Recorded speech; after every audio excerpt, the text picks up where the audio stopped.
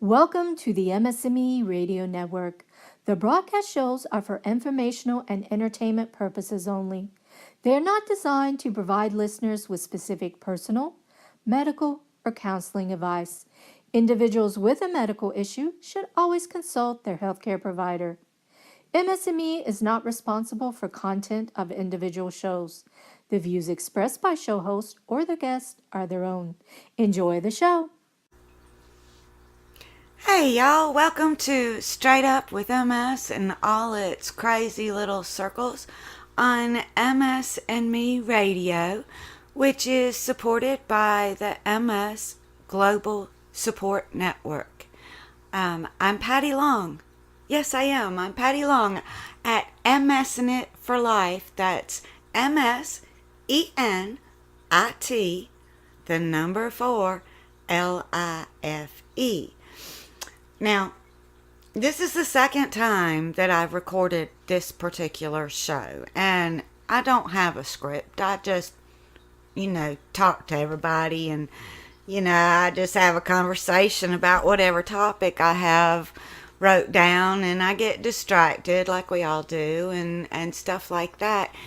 And usually it's a one-shot deal. I do my recordings on either Wednesday afternoons or Thursday mornings. It's my normal time frame. And I always give myself a one or the other kind of day in case one day gets away from me. And oh my gosh, that happens. But yesterday I recorded my show.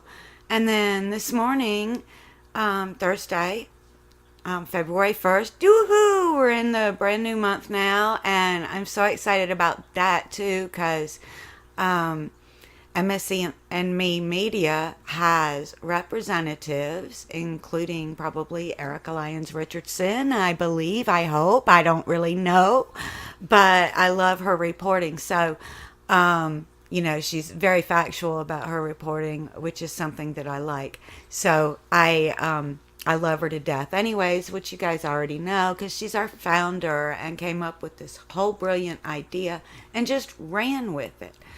But anyways, I recorded. Did I even tell you she's an actress? Good Lord, I'm still brain dead, I'm not brain dead. I shouldn't say that. But I'm all over the map in my memory. And this is because I've still not 100% caught up from all the various attributes, things that go along with taking care of little bitty kids. So I love my daughter. I love my grandchildren. I had a blast. I thank God every day for my parents and what they do for me, including coming to watch out for the grandkids while I recorded my show last week.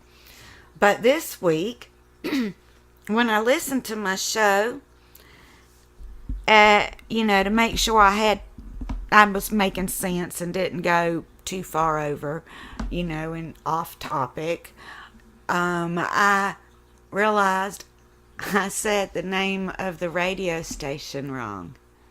That was the first thing I noticed. And I was like, oh gosh, I get names and things mixed up, and I know what I'm trying to say, but I say the wrong one and I don't even realize it.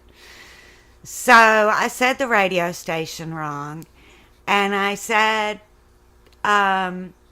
instead of the MS Global Support Network, I said the MS&Me Media Global Support Network. So I said that wrong.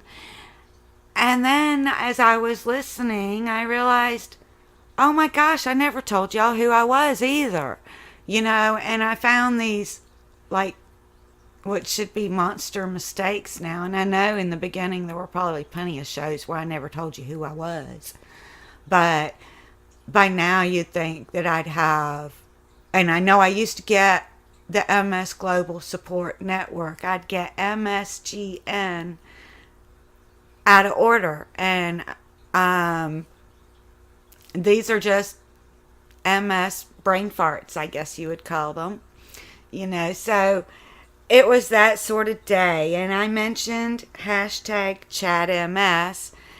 And for one reason or another, Cynthia, I want to put you in hashtag ChatMS so bad, even though I know you just guest host sometimes. And it that Randy Patrick is the one who does hashtag ChatMS. Which brings me to what I actually wanted to talk to you guys today about. And that is what I'm going to call Potty Training 102. You know, we've already been potty trained once in our lives. All of us. And now here we are needing to do it a second time. You know, everything from the urgency like a small child has, and all the way to not knowing, you know, that you have to go. And then there's the flip side of it. The needing to go, knowing you have to go, and not being able to go. So we have both ends of that spectrum when we talk about potty training 102. So let me get a drink of water, because for whatever reason, today and yesterday, my throat is feeling like it's getting all scratchy and clogged up. And please tell me I'm not getting another cold, because nobody wants to be sick with anything, because what does that do? It makes your symptoms go crazy. And I'm drinking water. I'm actually drinking warm water.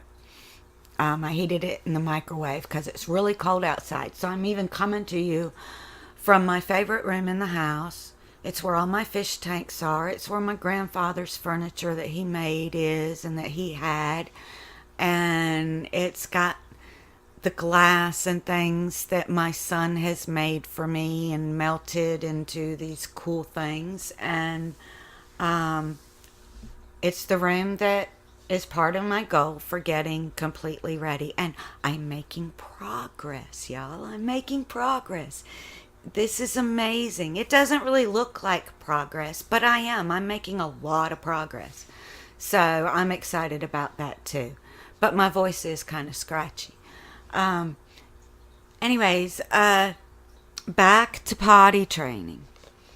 You know, I told you in, I think, my very first episode, or maybe my second episode, but way back, I told y'all about how I consider MS kind of like starting over as a baby again, in a lot of respects. You know, you're not a baby, and I don't want to tell you I think you're a baby, because I don't, and I don't think I'm a baby. There are people who compare me to a 3-year-old all the time, thinking that they're going to hurt my feelings. But you know what? It doesn't hurt my feelings to be compared to a 3-year-old. I know that my brain does not function, my thinking does not function in the normal way. And I have to warm my brain up to thinking, just like I have to warm my legs up. And I have to exercise all of me. And when it comes to potty training, that exercise is a little different, but not a lot different. You know, you have what you call soft muscles. And those soft muscles, for the longest time, and maybe even still today, because I haven't looked it up in, you know, like 4 years, but it says you cannot exercise soft muscles. And I disagree. Now, soft muscles run your digestive tract and are needed for you to completely empty your bowels. They are needed for you to be able to digest, for your stomach to work, and all kinds of things. So we really want to exercise these soft muscles in our core. So that's part of it, but that's only one part of it. And then we've also got the exercises for our pelvic muscles. And we've got exercises for our booties. And all of these exercises are simple. Super, super simple. And anybody can do them. And I'm told sometimes, well, I can't feel it. And if I can't feel it, there's nothing I can do about it. I disagree. I couldn't feel much of my body at all. I'd feel a little patch here and a little patch there, and I was so very disconnected feeling from my own body. And now, unless I'm really cold, I can feel most all of my body. And I have, it's 1 o'clock. And I have most of my feeling back in my arms, even though my arms don't work really well. I can feel the core that I didn't feel for 2 years. I can feel the feet that I didn't feel for 3 years. And when this problem where I needed to re-potty train and go through potty training 102, when it started for me, it wasn't, I gotta go. Oh my gosh, I gotta go now. I didn't have any of that. There was no, I gotta go right this minute. Fortunately, it was summertime. And fortunately, I love spending my days outside. And fortunately, I'm surrounded by trees and don't have any neighbors close by. And the very first time that this happened to me, I was not in a relapse. I was between relapses. It was brand new. And just when I thought nothing else could possibly hit me, it did, And I quit thinking nothing else can possibly hit me because something else kept hitting me and kept hitting me. So this was the start of the end of my thinking nothing else could possibly go wrong. And for me, I was outside and I had clearly no idea, absolutely no feeling, no urgency, no pressure, no nothing, nada. I couldn't feel anything, and I started going. Here I am, as old as I am, and I just, that's my son. His ringtone, it always makes me chuckle.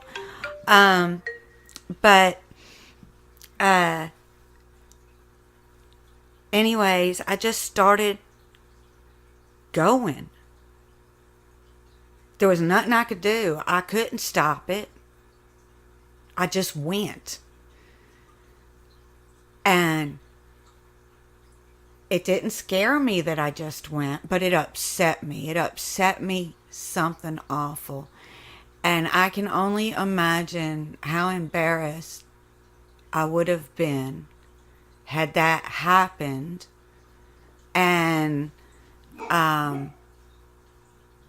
other people been around, because I had no clue. And it wasn't just a little. This was a full bladder. So I just peed and peed and peed and peed and went on and on and on, and it was like, it seemed like it was, minutes and minutes and minutes. It probably wasn't, but it seemed like it was, because this is a very emotional sort of thing to have happen. And I remember then I grabbed a hose pipe and I just soaked myself from the waist down with the hose pipe, because I was covered in urine. Covered in urine. So I wanted to wash all this off.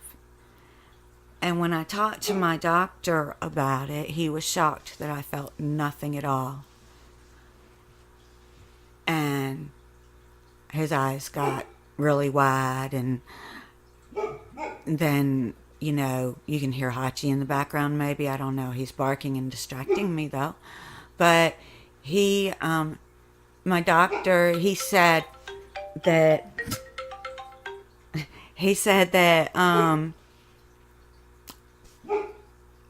maybe you should see a urologist. Maybe we can start you on some medication. And I was like, no. I never went and saw the urologist. It's not a urology problem for me, and I know that because this was not a problem before. This was simply that I needed to get control of these muscles and all the other muscles in my body at this time in my career of MS, if you could call it that, because it sort of became my career, and it has, and it's not that I wanted it that way or I chose it that way. It sort of just picked me, and I had to do what I had to do, and I had to follow my own path because these doctors were all telling me there's nothing you can do. There's nothing you can do because you can't feel your feet. There's nothing you can do because you can't feel this. There's nothing you can do because of place in your brain. There's nothing you can do because of place in your spine. There's nothing you can do about anything. And I thought, this is bullcrap. And that's exactly what I thought. And so, for this particular thing that went wrong,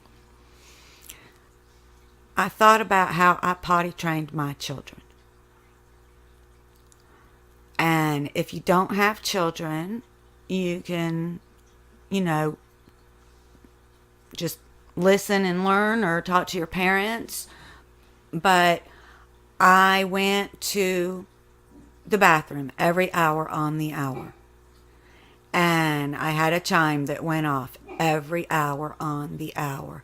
And every time that chime went off, I went to the bathroom.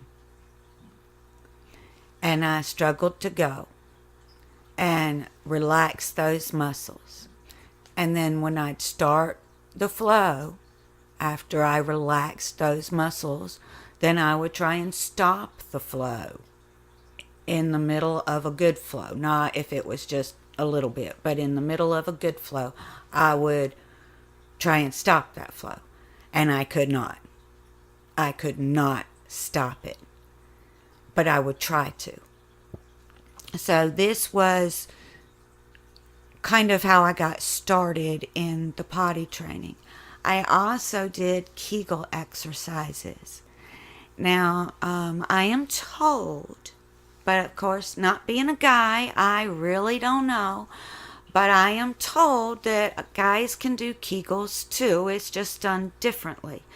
So if you search online, talk to your doctor, somebody, another dude, you ought to be able to figure out how to do Kegel exercises. Because Kegel exercises is really just exercising those hold your pee and let it go, hold it and let it go muscles. And so that's what you want to exercise. And when I started, like I said, I couldn't feel a thing. Nada. And so I would just try. And I'd try and do like 5 of them. And maybe I was doing something, maybe I wasn't.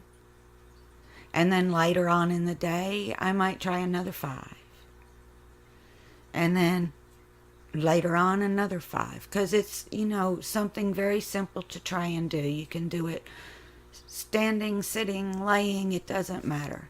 What does matter is that you keep your body straight, because I have found that if your body is not straight, meaning hips and shoulders legs, all lined up in a line, or a bent line if you're sitting. But if you're not in a line, that you can actually make your back hurt when you do stuff.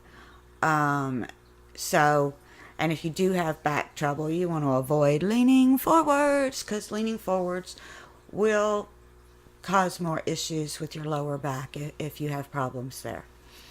But in any case, these Kegel exercises, and then the potty training, going every hour, on the hour, to the chime. And then I moved that chime to an hour and a half or 2 hours. And I worked it so that the chime stretched and it didn't chime as often. And I don't know if the sound would trigger anything or not, but I train my animals with, and I hate to compare us to my dogs either, but they're like little children and they have to be potty trained too if you don't want them peeing all in your floor. So I trained them with both sounds and actions, and not just actions. So I liked the little timer thing going off. And this too got some of that. And then I also added in what I call butt squeezes. And it's kind of like, the little kid song, the wheels on the bus go round and round. But we're on the second verse. And so it's the people on the bus go up and down, up and down. So I want to do that, but I want to squeeze my butt and make me go up and down. And you can do this one standing up or laying down as well in a straight line, but I like to do it sitting because then I can go up and down, and it just makes it more fun, especially when I had the grandkids here doing it with them and we were singing the people on the bus, So that was another exercise, butt squeezes. You squeeze your butt cheeks as tight as you can. And then you release. And always do the release, because you don't want to squeeze without a release. And if you're having trouble, you may not want to squeeze and hold, because when you squeeze and hold, you could cause the problem to sort of flip-flop from incontinency, that urgency, or the just flat out not knowing you got to go and go in, to retention where you cannot go. So I do not suggest holding these. I suggest hold and release, and stop and release when you're sitting down, standing up, when you're peeing. Stop and release, because you need to be able to do both. And so now we've got hard muscles covered, things you can actually exercise. We've got butt squeezes. We've got Kegel exercises. Okay, now those aren't the soft muscles. So that's just a part of the equation. The other part of the equation is within your core. And everybody always wants that six-pack, right? And they think that they need to do all these wicked hard exercises in order to get a six-pack. No, you don't. I can promise you that. You do not have to do them. The best way that I have found for those of us with MS to work those soft muscles within our core and that are absolutely necessary for us to have, okay? We want those to be good and strong, and we want them to get the exercise that they need. And the easiest way to do that is by breathing. Now, I'm not just saying normal breathing like I'm having in my conversation, but like I talked about last week, you take a breath in and you blow out. It doesn't have to be a big breath, and you blow blow out as long as you can. Okay, I had to get a drink of water. But you blow out for as long as you can. And then when you think it's all gone, you blow out a little longer. So here I go. I'm going to try this time to blow it into the microphone and do it like that. Okay, here we go.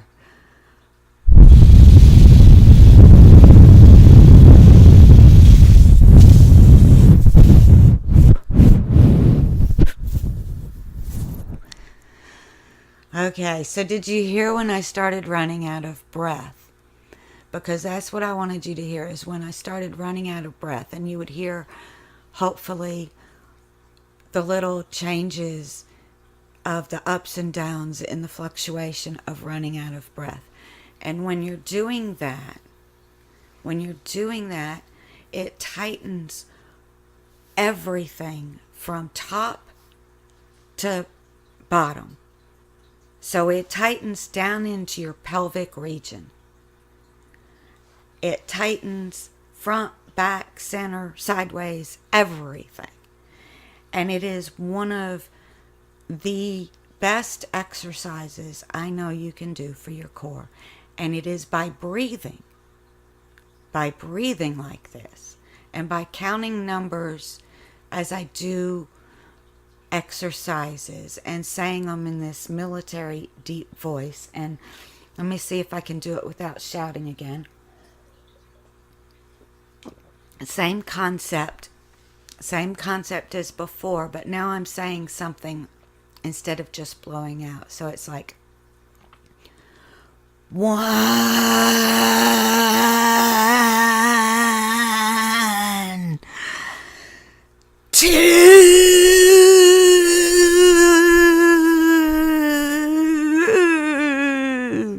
Oh my gosh, I felt that one way deep. Okay, 2 is enough. 2 is enough sitting down like this. Standing up, I can get to about 5. But I have to take a pause longer than what I did in between to get to 5.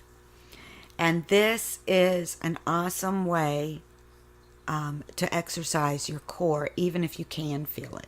Just do not lean forwards, because if you're leaning forwards when you do it, then you might just make your back hurt. And especially if your lower back already has issues where you have periods of, this soreness, or whether you have flat out down to your feet nerve pain. If you're leaning forwards when you do this, you will cause issues with that to make it get worse again. So you don't want to do that. You want to always be straight and in a straight line. And oh my gosh, my time is up. But these are the things that I have found that I have done and that have really, really worked for me. I can't say it happens. We don't hope in. I can't say it happens overnight, y'all. So do not give up in a week. Do not give up in a month. Continually keep up the effort, because your efforts will eventually pay off. You will connect. So until next time, let me say thank you for listening. Thank you, Erica Lyons Richardson, for being such a great and wonderful person, and for starting this, and for everything you've done for all people with MS, regardless of what type they have. And until next time, have a great and wonderful week. I love you all. Bye-bye.